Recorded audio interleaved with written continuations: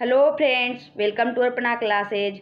Modern history के topic wise test के इस सीरीज में आज हम लोग का टॉपिक है दिल्ली दरबार और राजधानी परिवर्तन और कांग्रेस का लखनऊ अधिवेशन और होम रूल आंदोलन। इससे जितने भी महत्वपूर्ण क्वेश्चन बन सकते हैं सारे इस वीडियो में डिस्कस करेंगे, जो लगभग 25 है। यह छोटा छोटा चैप्टर है, तो इस सेशन को भी ध्यान से देखिएगा। फर्स्ट क्वेश्चन है, ब्रिटिश काल में दिल्ली के पहले भारत की राजधानी कहाँ थी? ऑप्शंस हैं कोलकाता, मुंबई, पटना या लखनऊ। ब्रिटिश काल में दिल्ली के पहले भारत की राजधानी कहाँ थी? क्या सही जवाब होगा? ऑप्शन ए कोलकाता। ब्रिटिश काल में दिल्ली से पहले भारत की राजधानी कोलकाता थी। और ब्रिटेन के राजा जॉर्ज प्रथम के भारत आगमन यानी 12 दिसंबर 1911 के समय बंगाल विभाजन रद्द कर भारत की राजधानी कलकत्ता से दिल्ली हस्तांतरित की गई थी। कब की गई थी? जब राजा पंचम भारत 12 दिसंबर 1911 को आए थे, तो उसी समय क्या किया गया था? बंगाल विभाजन को रद्द किया गया था और भारत की राजधानी कलकत्ता से दिल्ली हस्तांतरित की गई थी। और कभी कभी पूछ जाता है किसके शासनकाल में हुई थी? तो लॉर्ड हार्डिंग द्वितीय के शासनकाल में यह हुई थी। किसके शासनकाल में? लॉर्ड हार्डिंग द्वितीय के शासनकाल में। और 1 अप्रैल 1912 को दिल्ली राजधानी बनाई गई थी। कब बनाई गई थी? 1 अप्रैल 1912 को। नेक्स्ट क्वेश्चन है, 1912 ईस्वी में जब राजधानी कलकत्ता से दिल्ली लाई गई, उस समय भारत का वायसराय कौन थे? अभी हम लोग ने देखे थे 1912 में जब राजधानी कोलकाता से दिल्ली लाई गई, उस समय भारत के वायसराय ऑप्शंस हैं Lord Mayo, Lord Lawrence, Lord Minto या लॉर्ड हार्डिंग। क्या होगा सही जवाब? इस क्वेश्चन का सही जवाब होगा ऑप्शन डी, लॉर्ड हार्डिंग थे। जब 1912 ईस्वी में राजधानी कोलकाता से दिल्ली लाई गई, उस समय वायसराय थे लॉर्ड हार्डिंग। नेक्स्ट क्वेश्चन है, किस वर्ष भारत की राजधानी कोलकाता से दिल्ली हस्तांतरित की गई? किस वर्ष भारत की राजधानी कोलकाता से दिल्ली हस्तांतरित की गई? 1901 में, 1905 में, 1911 में या 1922 में? कब की गई थी? क्या होगा सही जवाब? इस क्वेश्चन का सही जवाब होगा ऑप्शन डी, 1912 में। दिल्ली को राजधानी बनाने की घोषणा वर्ष 1911 में की गई थी, जबकि कलकत्ता से दिल्ली का हस्तांतरण 1912 में हुई थी। और यदि विकल्प में 1911 और 1912 दोनों दिया गया हो तो उसका वर्ष होगा 1912 ही अधिक मान्य होगा। जब 1911 1912 दोनों दिया गया हो तो उसमें 1912 ही अधिक मान्य होगा। लेकिन जब 1911 दिया हो, 1912 नहीं दिया गया हो तो 1911 भी हो सकता है। इसमें कंफ्यूज नहीं होना है। नेक्स्ट क्वेश्चन है, दिल्ली में उनके राजकीय प्रवेश के अवसर पर बम फेंका गया था। क्या होगा इसका सही आंसर? लॉर्ड कर्जन पर या लॉर्ड मेयो पर या लॉर्ड मिंटो पर या लॉर्ड हार्डिंग पर? क्या होगा सही जवाब? इस क्वेश्चन का सही जवाब होगा ऑप्शन डी, लॉर्ड हार्डिंग पर। दिल्ली में उनके राजकीय प्रवेश के अवसर पर लॉर्ड हार्डिंग पर बम फेंका गया था। जब 23 दिसंबर 1912 को दिल्ली में राजधानी हस्तांतरण के औपचारिक समारोह के अवसर पर वह जुलूस के रूप में दिल्ली में प्रवेश कर रहा था, तो उस समय चांदनी चौक में बम फेंका गया था। नेक्स्ट क्वेश्चन है, क्रांतिकारी जो हार्डिंग बम कांड में शामिल नहीं था। दिए गए ऑप्शन में वह क्रांतिकारी जो हार्डिंग बम कांड में शामिल नहीं था, क्या होगा सही जवाब? मास्टर अमीरचंद या भगवती चरण बोहरा या भाई बाल मुकुंद या अवध बिहारी? क्या होगा सही जवाब? इस क्वेश्चन का सही जवाब होगा ऑप्शन बी, भगवती चरण बोहरा। हार्डिंग बम कांड दिल्ली षड्यंत्र के रूप में भी प्रसिद्ध है और इसमें 13 व्यक्तियों को अभियुक्त बनाया गया था, जिसमें मास्टर अमीरचंद, दीनानाथ, भाई बालमुकुंद, बलराज मैला, बसंत कुमार, अवध बिहारी को गिरफ्तार किया गया था और इनमें 4 लोगों को फांसी हुई थी, जबकि 2 को 7 वर्षों की सजा हुई थी। और इसके गवाह कौन थे, यह भी क्वेश्चन बन जाता है। और इसमें गवाह के रूप में थे दीनानाथ, लेकिन इसमें जो ऑप्शंस है भगवती चरण बोहरा, यह शामिल नहीं थे। और एक और महत्वपूर्ण तथ्य है कि इसमें मुख्य भूमिका निभाने वाले रास बिहारी बोस जापान भाग गए थे और मुकदमे से बच गए थे। कौन जापान भाग गए थे? इसमें रास बिहारी बोस जापान भाग गए थे और मुकदमे से बच गए थे। नेक्स्ट क्वेश्चन है, ब्रिटिश शासन के दौरान बिहार को एक अलग प्रांत का दर्जा किस वर्ष प्राप्त हुआ?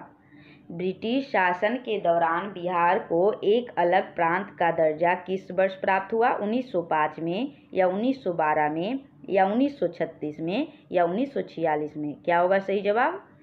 इस क्वेश्चन का सही जवाब होगा ऑप्शन बी, 1912 में। ब्रिटिश शासन के दौरान बिहार को एक अलग प्रांत का दर्जा 1912 में प्राप्त हुआ था।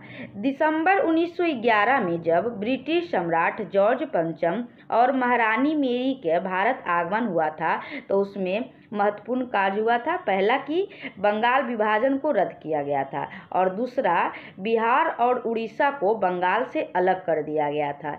इसमें घोषणा हुआ था कि जो बंगाल विभाजन हुआ है उसको रद्द किया जाए और इसके साथ ही बिहार और उड़ीसा को बंगाल से अलग कर दिया जाए।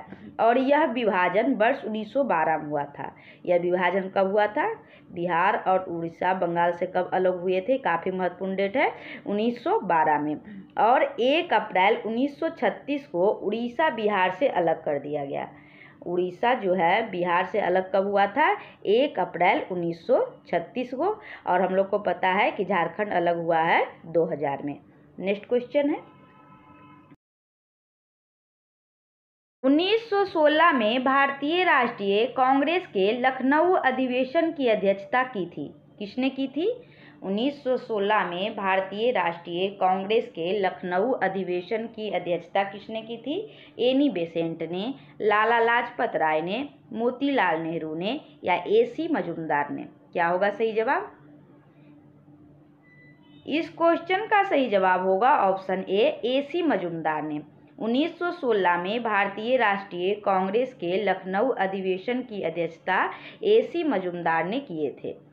AC मजूमदार लखनऊ के अधिवेशन की अध्यक्षता की थी। और 1916 का अधिवेशन क्यों प्रसिद्ध? क्योंकि दिसंबर 1916 में इंडियन नेशनल कांग्रेस तथा इंडियन मुस्लिम लीग ने लखनऊ में एक ही समय अपने अधिवेशन आयोजित किए थे और इसमें अध्यक्ष कौन थे? AC मजूमदार। नेक्स्ट क्वेश्चन है, कांग्रेस और मुस्लिम लीग के बीच प्रसिद्ध लखनऊ समझौते पर हस्ताक्षर हुआ था। कब हुआ था हस्ताक्षर? कांग्रेस और मुस्लिम लीग के बीच प्रसिद्ध लखनऊ समझौते पर हस्ताक्षर हुआ था 1913 में या 1914 में या 1915 में या 1916 में? क्या होगा सही जवाब? इस क्वेश्चन का सही जवाब होगा ऑप्शन डी, 1916 में। वर्ष 1916 में कांग्रेस और मुस्लिम लीग में समझौता हो गया ताकि संवैधानिक सुधारों की एक ही योजना अपनाई जा सके। इसका क्या उद्देश्य था? ताकि संवैधानिक सुधारों की एक ही योजना अपनाई जा सके। नेक्स्ट क्वेश्चन है, दिसंबर 1916 में इंडियन नेशनल कांग्रेस तथा इंडियन मुस्लिम लीग ने एक ही समय अपने अधिवेशन कहाँ आयोजित किए थे? अलीगढ़ में, इलाहाबाद में, लखनऊ में या लाहौर में? कहाँ किए थे? सिंपल है, लखनऊ में। इस क्वेश्चन का सही जवाब क्या होगा? ऑप्शन सी, लखनऊ में, क्योंकि हम लोग जानते हैं कि 1916 में जो अधिवेशन हुआ था वह लखनऊ में हुआ था और अध्यक्षता किसने की थी? AC मजूमदार ने, जो कई बार क्वेश्चन के रूप में बन जाते हैं। नेक्स्ट क्वेश्चन है, अतिवादियों और उदारवादियों के पुनर्मिलन की प्रक्रिया में प्रमुख शिल्पी कौन थे? एनी बेसेंट, MA जिन्ना, मैडम कामा या फिरोज शाह मेहता? क्या होगा सही जवाब? अतिवादियों और उदारवादियों के पुनर्मिलन की प्रक्रिया में प्रमुख शिल्पी कौन थे? इस क्वेश्चन का सही जवाब होगा ऑप्शन ए, एनी बेसेंट थे। वर्ष 1916 में भारतीय राष्ट्रीय कांग्रेस का लखनऊ अधिवेशन, जिसकी अध्यक्षता किसने की थी? अंबिका चरण मजूमदार ने की थी। और यह जो अधिवेशन है दो दृष्टि से काफ़ी महत्वपूर्ण है। यह अधिवेशन दो दृष्टि से काफ़ी महत्वपूर्ण है। पहला इसमें कि उग्रवादियों जो सूरत के अधिवेशन 1907 में निष्कासित हो गए थे, उन्हें कांग्रेस में पुनर्प्रवेश हो गया था। जो 1907 में जो सूरत में अधिवेशन हुआ था उसमें उग्रवादियों को जो निष्कासित कर दिया गया था, यह 1916 में लखनऊ अधिवेशन में उसे क्या हो गया? पुनः प्रवेश हुआ था। और दूसरा इसलिए महत्वपूर्ण था कि कांग्रेस और मुस्लिम लीग के मध्य समझौता हुआ था। 1916 के अधिवेशन में कांग्रेस और मुस्लिम लीग के मध्य समझौता हुआ था। अतिवादियों और उदारवादियों के पुनर्मिलन की प्रक्रिया में एनी बेसेंट एवं तिलक ने महत्वपूर्ण भूमिका निभाई थी। इसमें कौन कौन महत्वपूर्ण भूमिका निभाए थे? अतिवादियों और उदारवादियों के, जिसे नरम और गरम कहते हैं। इसमें एनी बेसेंट और तिलक ने महत्वपूर्ण भूमिका निभाई थी, जबकि कांग्रेस और मुस्लिम लीग के जो बीच समझौता हुआ था उसमें मोहम्मद अली जिन्ना और तिलक ने महत्वपूर्ण भूमिका निभाई थी। नेक्स्ट क्वेश्चन है,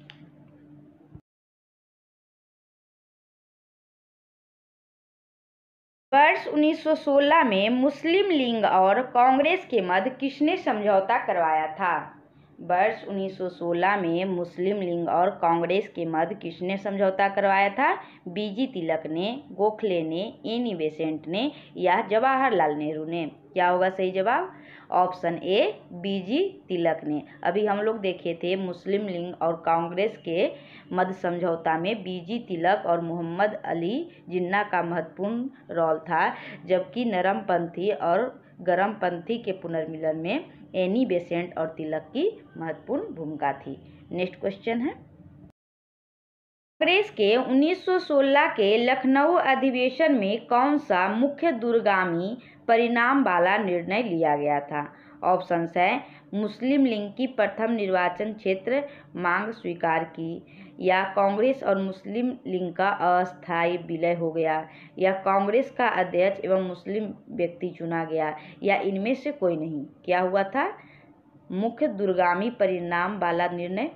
इस क्वेश्चन का सही जवाब होगा ऑप्शन ए, मुस्लिम लीग की प्रथम निर्वाचन क्षेत्र की मांग स्वीकार की गई थी। लखनऊ समझौते 1900 के तहत कांग्रेस ने मुसलमानों के लिए प्रथम बार पृथक निर्वाचक मंडल को स्वीकार कर लिया था। 1916 का जो समझौता हुआ था उसमें कांग्रेस ने पहली बार पृथक निर्वाचक मंडल को स्वीकार कर लिया था। इस प्रकार मुस्लिम लीग के लिए यह सकारात्मक उपलब्धि थी, क्योंकि कांग्रेस अभी तक इसका विरोध करती आ रही थी। और इसी घटना के क्रम में कई विद्वानों का मानना है कि वर्ष 1916 में कांग्रेस द्वारा लखनऊ समझौता करने के निर्णय से वस्तुतः हुआ नींव डाली गई, जिसके ऊपर 30 वर्षों के बाद पाकिस्तान का निर्माण किया गया। कई विद्वानों का मानना था कि जो यह पृथक निर्वाचक मंडल बना था उसका ही यह दूरगामी परिणाम था कि 30 वर्षों के बाद पाकिस्तान का निर्माण किया गया। नेक्स्ट क्वेश्चन है, कांग्रेस ने प्रथम बार मुस्लिम समुदाय के लिए पृथक निर्वाचन प्रणाली स्वीकार की थी। वह वर्ष क्या था? 1905 या 1916 या 1931 या 1932? क्या होगा सही जवाब? अभी हम लोग ने देखे थे 1916 कांग्रेस ने प्रथम बार मुस्लिम समुदाय के लिए पृथक निर्वाचन प्रणाली स्वीकार किया था 1916 के लखनऊ अधिवेशन में। और अध्यक्ष कौन थे? Most important question, AC Majumdar. Next question है, निम्नलिखित में से कौन 1916 के लखनऊ के कांग्रेस अधिवेशन के विषय में असत्य है? क्या होगा? असत्य है। 1916 के लखनऊ के कांग्रेस अधिवेशन के विषय में गलत दिया हुआ है। जैसे अंबिका चरण मजूमदार ने इसकी अध्यक्षता नहीं की थी। इस अधिवेशन में उदारवादियों और उग्रवादियों के बीच पुनः मेल स्थापित हुआ था, या महात्मा गांधी पहली बार चंपारण के किसानों की समस्या से अवगत कराए गए थे, या इनमें से कोई नहीं। इसमें कौन सी घटना नहीं हुई थी? क्या होगा सही जवाब? ऑप्शन ए, अंबिका चरण मजूमदार ने इसकी अध्यक्षता नहीं की थी। यहाँ ध्यान देना है कि नहीं की थी लिखा हुआ है, की थी नहीं लिखा हुआ है, नहीं की थी, इसीलिए इसका सही जवाब होगा ऑप्शन ए, अंबिका चरण मजूमदार ने इसकी अध्यक्षता की थी, इसीलिए इसका सही जवाब यही होगा। नेक्स्ट क्वेश्चन है, निम्नलिखित भारतीय राष्ट्रीय कांग्रेस के किस अधिवेशन में महात्मा गांधी को चंपारण के किसानों की समस्याओं से अवगत कराया गया था? बनारस अधिवेशन 1905, कलकत्ता अधिवेशन 1906, सूरत अधिवेशन 1907 या लखनऊ अधिवेशन 1916? क्या होगा सही जवाब? इस क्वेश्चन का सही जवाब होगा ऑप्शन डी, लखनऊ अधिवेशन 1916। लखनऊ अधिवेशन 1916 में महात्मा गांधी को चंपारण के किसानों की समस्याओं से अवगत कराया गया था। कांग्रेस के लखनऊ अधिवेशन में ही महात्मा गांधी से राजकुमार शुक्ल की मुलाकात हुई थी, जिन्होंने उन्हें चंपारण के किसानों की समस्याओं से अवगत कराया था और चंपारण आने का अनुरोध किया था, जो कई यूपीएससी एग्जाम में पूछे भी गए हैं। नेक्स्ट क्वेश्चन है, होम रूल लिंग आंदोलन सर्वप्रथम किसने आरंभ किया था? होम रूल लिंग आंदोलन सर्वप्रथम किसने आरंभ किया था? एनी बेसेंट ने, सरोजनी नायडू ने, सुरेंद्र नाथ बनर्जी ने या तिलक ने? क्या होगा सही जवाब? इस क्वेश्चन का सही जवाब होगा ऑप्शन ए, एनी बेसेंट ने। भारत में होम रूल लिंग आंदोलन सर्वप्रथम एनी बेसेंट ने प्रारंभ किया था, लेकिन अगर क्वेश्चन आ जाए कि होम रूल लिंग की स्थापना सर्वप्रथम किसने की थी, तो उसका जवाब होगा तिलक ने की थी। अप्रैल 1916 में होम रूल लिंग की स्थापना सर्वप्रथम तिलक ने की थी। नेक्स्ट क्वेश्चन है, एनी बेसेंट मुख्यतः संबंधित रही है? किस आंदोलन से संबंध रहा है एनी बेसेंट का? सविनय अवज्ञा आंदोलन से या गृह शासन आंदोलन से या खिलाफत आंदोलन से या फिर असहयोग आंदोलन से? इस क्वेश्चन का सही जवाब होगा ऑप्शन बी, गृह शासन आंदोलन से। एनी बेसेंट का मुख्यतः संबंध गृह शासन आंदोलन से रहा है और इसे ही होम रूल आंदोलन कहते हैं। नेक्स्ट क्वेश्चन है, 1915-16 में दो होम रूल लिंग आरंभ की गई थी, नेतृत्व में किसके नेतृत्व में? तिलक एवं एनी बेसेंट के नेतृत्व में, या तिलक एवं अरविंद घोष के नेतृत्व में, या तिलक एवं लाला लाजपत राय के नेतृत्व में, या तिलक एवं बिपिन चंद्र पाल के नेतृत्व में? किसके नेतृत्व में? क्या होगा सही जवाब? इस क्वेश्चन का सही जवाब होगा ऑप्शन ए, तिलक एवं एनी बेसेंट के नेतृत्व में। अप्रैल 1916 में तिलक ने तथा सितंबर 1916 में एनी बेसेंट ने अपनी अपनी होम रूल लिंग की स्थापना की थी। सबसे पहले होम रूल लिंग की स्थापना किसने की थी? तिलक ने अप्रैल 1916 में, जबकि एनी बेसेंट सितंबर 1916 में होम रूल लिंग की स्थापना की थी और दोनों अपने अपने लिंग का प्रचार भी किया था। जैसे एनी बेसेंट ने कॉमन बिल और न्यू इंडिया में, उनकी पुस्तक थी कॉमन बिल और न्यू इंडिया, जो कई एग्जाम में पूछे भी गए हैं, कॉमन बिल और न्यू इंडिया के माध्यम से प्रचार किया, जबकि तिलक ने मराठा और केसरी के माध्यम से अपनी लिंग का प्रचार किया था। नेक्स्ट क्वेश्चन है, प्रथम विश्व युद्ध के दौरान आंदोलन जो भारत में लोकप्रिय हुआ था, कौन सा आंदोलन था प्रथम युद्ध के दौरान लोकप्रिय हुआ था? स्वदेशी एवं बहिष्कार आंदोलन, या होम रूल आंदोलन, या पृथकतावादी आंदोलन, या स्वराज पार्टी आंदोलन? क्या होगा इसका सही जवाब? इस क्वेश्चन का सही जवाब होगा प्रथम विश्व युद्ध के दौरान होम रूल आंदोलन भारत में काफी लोकप्रिय हुआ था।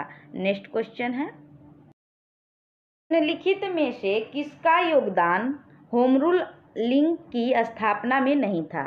दिए गए ऑप्शंस में किसका योगदान होम रूल लिंग की स्थापना में नहीं था? ऑप्शंस हैं Bal Gangadhar Tilak, Annie Besant, M Subramaniam Iyer या टी.एस. अलकॉट? क्या होगा इसका सही जवाब?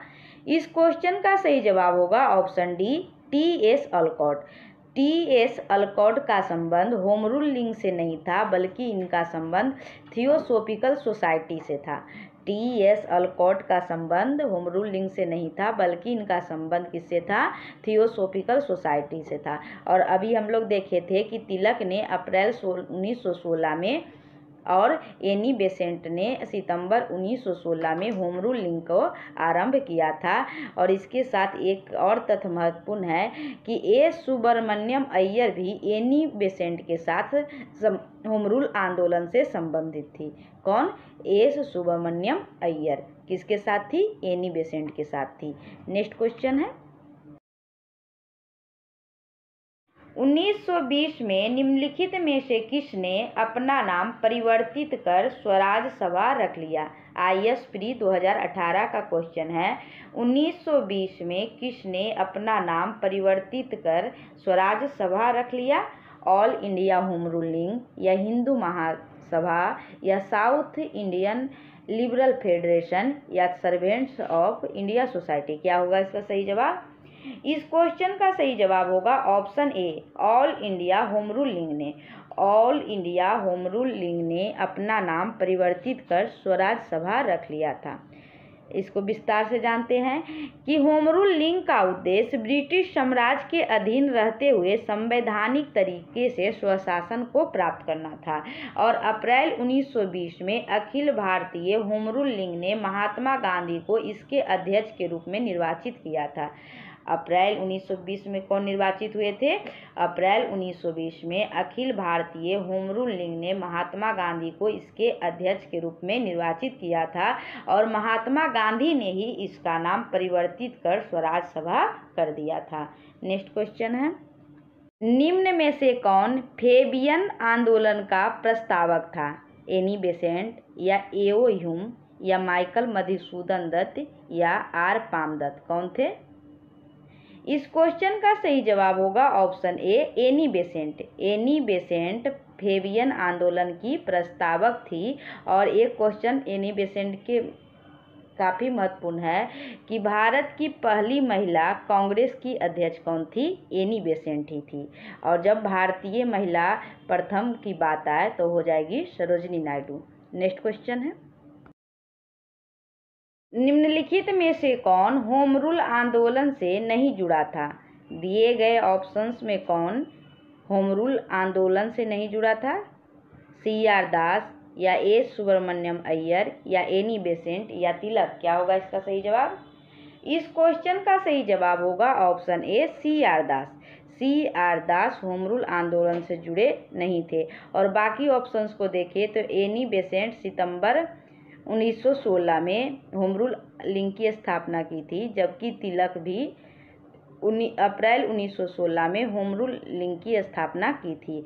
और ए सुब्रमण्यम अय्यर एनी बेसेंट के साथ ही संबंधित थे। इस प्रकार इसका सही जवाब होगा ऑप्शन ए, C.R. दास होम रूल आंदोलन से जुड़े नहीं थे। नेक्स्ट क्वेश्चन है, इस अधिवेशन में होम रूल समर्थक अपनी राजनीतिक शक्ति का सफलतापूर्वक प्रदर्शन कर सके? क्या होगा इसका सही जवाब?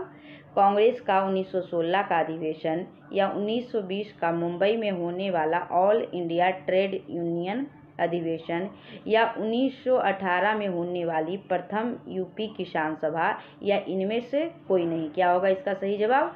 इस क्वेश्चन का सही जवाब होगा ऑप्शन ए, कांग्रेस का 1916 का लखनऊ अधिवेशन।